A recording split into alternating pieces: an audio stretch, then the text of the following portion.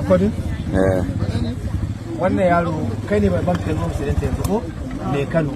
Kamar da za ka me ya kawo Kano a san shi da zo da kai. Yanzu kai me ya kawo ka? Ka zo ne za ka me yasa za ka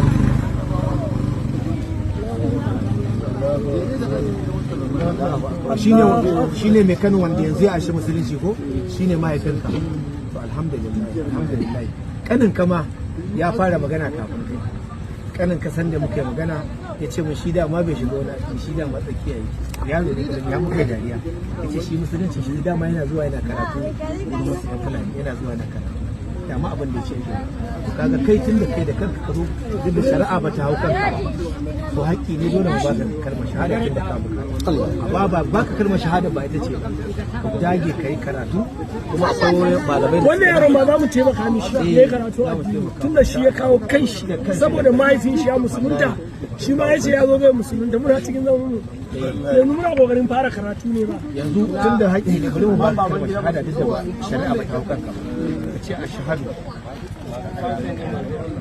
ashhadu Allah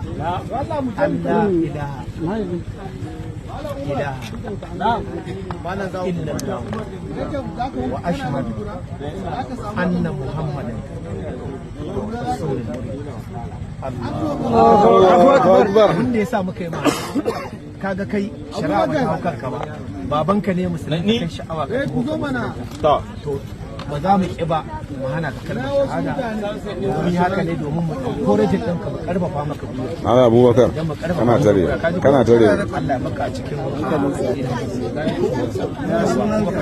ya sunanka Oriya Sunday wani suna yake faɗa mashi sunayen musulunci. Akwai Ahmad, akwai Abubakar, akwai Umar, akwai Umar. Allahu akbar. Za mu ƙara magana da daga yau sunanka Umar.